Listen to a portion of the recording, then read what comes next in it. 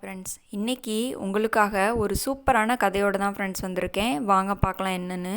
கதையோட தலைப்பு பார்த்திங்கன்னா, அவன் சாதிக்க மாட்டான் என்று சொன்னார்கள்.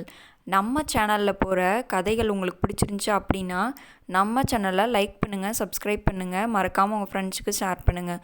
அப்போ தான் நாங்கள் போடுற கதைகளை நீங்கள் டெய்லியும் பார்க்க முடியும். சரி வாங்க கதை என்னன்னு பார்க்கலாம். செல்வம் பிறந்த நாள். அந்த வீட்டுக்கு விழா நாள் இல்லை. அது ஒரு பயம் நிறைந்த நாள். மருத்துவமனை வாசலில் அவன் அப்பா நின்று கொண்டிருந்தார். கையில் சில நாணயங்கள், மனதில் 1000 கேள்விகள். குழந்தை பிறந்தா சந்தோஷப்படணும்னு சொல்கிறாங்க, ஆனால் இந்த வாழ்க்கையில் அதுக்கு கூட தகுதி இருக்கா? உள்ளே அம்மா வலியால் துடித்து கொண்டிருந்தாள். குழந்தை பிறந்ததும் செல்வம் அழுதான். அந்த அழுகை அவனுடைய முதல் குரல். அதே நேரத்தில் அவனுடைய முதல் போராட்டத்தின் தொடக்கம். நர்ஸ் சொன்னால், குழந்தை நலமாயிருக்கு, ஆனால் கட்டணம் செட்டில் பண்ணணும்.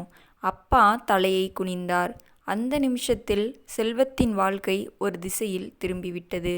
செல்வம் வளர்ந்த வீடு வீடு மாதிரி தெரியாது. ஒரே அறை, ஒழுகும் கூரை. மழை பெய்தால் உள்ளே பாத்திரம் வைக்கணும். வெயில் அடித்தால் அடுப்பே தேவையில்லை, வீடே அடுப்பு.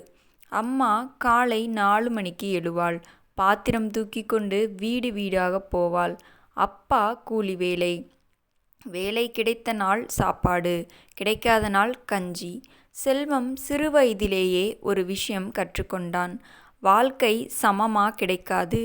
பள்ளிக்கு போன நாள் முதல் செல்வத்தின் சட்டை அவனுக்கே பெரியது பையில்லை.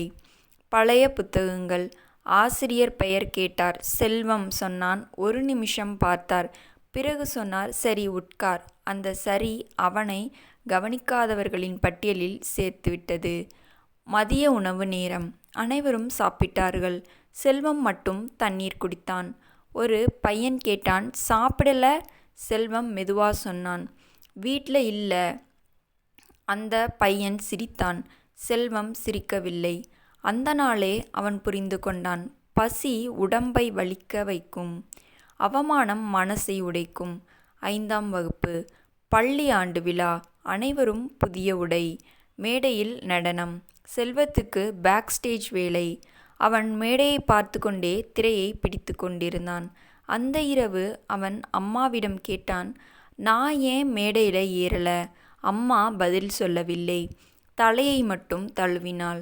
அந்த மௌனம் செல்வத்தின் மனசில் ஒரு தீயாக மாறியது. 7ஆம் வகுப்பு. ஒரு புதிய ஆசிரியர். அவர் கேட்டார், எல்லாருக்கும் என்ன ஆகணும்னு ஆசை? Doctor, engineer, police. செல்வத்தின் டர்ன். அவன் எழுந்து சொன்னான், என் அம்மா அழக்கூடாதுன்னு ஆசை. கிளாஸ் சிரித்தது. ஆசிரியர் மட்டும் அமைதியாக இருந்தார். அவர் செல்வத்திடம் சொன்னார், உன் கனவு பெரியது. அந்த நாள் செல்வம் முதன்முறையாக ஒரு மனிதனாக மதிக்கப்படுகிறான். 10ஆம் வகுப்பு. மின்சாரம் இல்லை. இரவில் படிக்க முடியாது. செல்வம் தெருவிளக்கின் கீழ் புத்தகம் வைத்து உட்கார்ந்தான். மழை, கொசு, பசி. ஒரு நாள் விளக்கு அணைந்தது. அவன் வானத்தை பார்த்தான். கண்ணீர் வந்தது. அப்போ அம்மாவின் வார்த்தை நினைவுக்கு வந்தது, யாருக்கும் தெரிய வேண்டாம், உனக்கு தெரிஞ்சா போதும். அவன் மீண்டும் புத்தகம் துறந்தான். பள்ளி முடிந்தது. கல்லூரி கனவு. கடன் அவனால் சேர முடியவில்லை. ஒரு பட்டறையில் வேலை. காலை 8 மணி முதல் இரவு 9 வரை. சம்பளம் குறைவு, அவமானம் அதிகம். ஒரு நாள் தவறு அவன் செய்ததில்லை, ஆனால் அடிபட்டது அவன். அந்த இரவு ரயில் நிலையத்தில் உட்கார்ந்து செல்வம் அழுதான். அவன் மனசுக்குள் ஒரே கேள்வி, நல்லவனா இருந்தா வாழ்க்கை நல்லதா இருக்குமா? அம்மா உடம்பு சரியில்லை. மருத்துவமனை. பணம் இல்லை. செல்வம் கையில் இருந்த கடைசி பணத்தை கொடுத்தான். அவன் சாப்பிடவில்லை. அம்மாவுக்கு மட்டும் கொடுத்தான். அந்த இரவு அவன் வாழ்க்கை உடைந்தது. அடுத்த நாள் அவன் வேலையை விட்டான். அந்த நாள் அவன் வாழ்க்கையில் வெறும் ஒரு நாள் இல்லை, அது அவன் வாழ்க்கை முழுசா நின்ற நாள். அந்த காலை அவன் கண் திறந்த போது வீட்டில் அமைதி. அம்மா தூங்கிக் கொண்டிருந்தாள். அவள் மூச்சு மிக மெதுவாக இருந்தது. செல்வம் நீண்ட நேரம் அவளை பார்த்து கொண்டிருந்தான். நான் தோத்துட்டேனா இல்லை இன்னும் முயற்சி பண்ணல? அவன் மனசுக்குள்ள 2 குரல்கள். ஒன்று சொன்னது போதும் இனி முடியாது. மற்றொன்று மெதுவாக சொன்னது இத்தனை நாளும் தாங்கினாயே இன்னும் கொஞ்சம் தாங்கலாமே. அவன் எழுந்தான். அடுத்த நாட்கள் ரொம்ப கஷ்டமானது. வேலை இல்லை, பணம் இல்லை, உறக்கம் இல்லை. சில நாட்கள் ஒரு வேளை சாப்பாடு, சில நாட்கள் தண்ணீர் மட்டும்தான். அம்மா கேட்டால் வேலைக்கு போகலையா? செல்வம் பொய் சொன்னான். இன்னைக்கு விடுப்பு. அந்த பொய் அவனை காயப்படுத்தியது. ஆனா அம்மாவின் முகத்தில் கவலை வரக்கூடாதுன்னு அவன் தாங்கிக் கொண்டான். ஒரு நாள் அவன் தெருவோரத்தில் ஒரு பழைய கடையில் வேலை கேட்டான். கடை உரிமையாளர் கேட்டார், என்ன படிச்சிருக்க? செல்வம் சொன்னான். அவர் சிரித்தார். அதெல்லாம் இங்க தேவையில்லை. அந்த சிரிப்பு பழைய நினைவுகளை கிளப்பியது. நான் எங்க போனாலும் இதுதானா? அந்த இரவு செல்வம் தூங்கவில்லை. அவன் பழைய புத்தகங்களை எடுத்தான். பழைய குறிப்புகளை பார்த்தான். அவன் தன்னிடமே ஒரே கேள்வி கேட்டான். எனக்கு உண்மையிலேயே என்ன தெரியும்? அந்த கேள்விதான் அவனை மாற்றியது. அடுத்த நாட்களில் அவன் தன்னை மறந்து ஒரே விஷயத்தில் மூழ்கினான். இரவில் கற்றல், பகலில் சிறு வேலை. தோல்வி வந்தது. மீண்டும் எழுந்தான். சில நேரம் மனசு சொன்னது இதெல்லாம் வேஸ்ட். அப்போ அம்மாவின் மௌனம் அவனை மீண்டும் எழுப்பியது. அவள் இவ்வளவு நாள் எனக்காக தாங்கினா, நான் எனக்காக கொஞ்சம் தாங்க முடியாதா? மாதங்கள் வருடங்களானது. யாரும் கவனிக்கவில்லை. செல்வத்தின் வாழ்க்கை வெளியில் இருந்து பார்த்தா ஒன்றும் மாறவில்லை. ஆனா உள்ளுக்குள் அவன் ஒவ்வொரு நாளும் மாற்றிக்கொண்டிருந்தான். ஒரு நாள் ஒரு வாய்ப்பு. பெருசா இல்ல, சின்ன வேலை. அவன் முழு மனதோடு செய்தான். அதே வேளை அவனை அடுத்த படிக்கு கொண்டு போனது. மெதுவாக, ரொம்ப மெதுவாக. ஒரு நாள் அவன் கையில் முதல் சம்பளம் கையில் வந்தது. அவன் அதை பார்த்து சிரிக்கவில்லை, அழுதான். அது பணத்துக்காக இல்லை, நம்பிக்கைக்காக.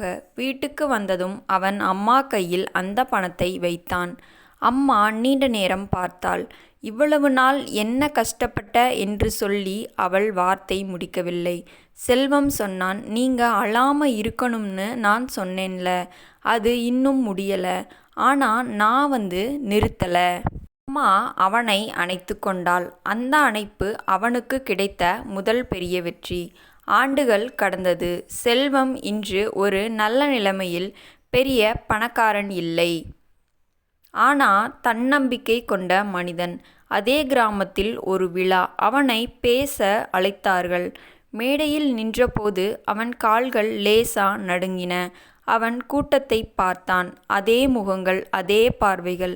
அவன் மெதுவாக பேச ஆரம்பித்தான். ஒரு காலத்தில் என்னை பார்த்து இவன் சாதிக்க மாட்டான் என்று சொன்னாங்க. அப்ப நான் பதில் சொல்லல. இப்போ கூட நான் வார்த்தைகளால் பதில் சொல்ல வரல. என் வாழ்க்கை, என் பதில். அவன் கூட்டத்தை பார்த்து இன்னொரு விஷயம் சொன்னான். நீங்க தோற்றுவிட்டேன்னு நினைக்கிற நாள் தான் வாழ்க்கை உங்களை சோதிக்கிற நாள். அந்த நாளில் நீங்க நின்னுட்டீங்கன்னா அதுக்கு பிறகு வாழ்க்கை உங்களை தோற்கடிக்க முடியாது. அவன் பேச முடிந்ததும் கூட்டம் அமைதியாக இருந்தது. அந்த அமைதி கைத்தட்டலை விட பெரியது. அவன் பார்வை ஒரு இடத்தில் நின்றது. அம்மா. அவள் கண்களில் கண்ணீர். ஆனா இந்த முறை அது வலியின் கண்ணீர் இல்லை, நிறைவு கண்ணீர். வாழ்க்கை உன்னை உடைக்கலாம், அவமானப்படுத்தலாம், தள்ளிவிடலாம். ஆனா தினமும் ஒரு அடி முன்னே வைத்தால் அதே வாழ்க்கை ஒரு நாள் உன்னை உயர்த்தும். மெதுவான வெற்றி தாமதமானது அல்ல, அது ஆழமானது. இந்த மாதிரி வீடியோஸ் டெய்லியும் நம்ம கதை சேனலில் வரப்போகுதுங்க. இந்த வீடியோ உங்களுக்கு பிடிச்சிருந்துச்சி அப்படின்னா நம்ம சேனலை லைக் பண்ணுங்கள், சப்ஸ்கிரைப் பண்ணுங்கள், மறக்காமல் உங்கள் ஃப்ரெண்ட்ஸுக்கு ஷேர் பண்ணுங்கள். அப்போ தாங்க நான் போடுற வீடியோ டெய்லியும் உங்களுக்கு நோட்டிஃபிகேஷனில் வரும். நம்ம வாழ்க்கையில் நிறைய சோதனைகள் வரலாம். நிறைய கட்டத்தில் நம்ம நிறைய இடத்துல அவமானங்கள் படலாங்க. ஆனால் அந்த அவமானத்திலே நம்ம எப்பயுமே இருந்துடவே கூடாது. ஏதாவது முயற்சி பண்ணிக்கிட்டே இருக்கணும். ஒரு முயற்சி இல்லைனாலும் இன்னொரு முயற்சி கண்டிப்பாக நமக்கு கை கொடுக்குங்க.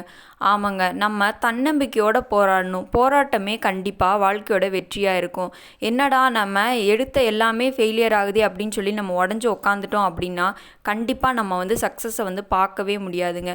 கண்டிப்பாக எல்லாரும் போராடலாம். கண்டிப்பாக நம்ம வாழ்க்கையில் வந்து ஜெயிக்க தாங்க போகிறோம். அந்த தன்னம்பிக்கையோட நாளைக்கு வேறு வீடியோவில் நான் வந்து உங்களை வந்து சந்திக்கிறேன். Bye friends.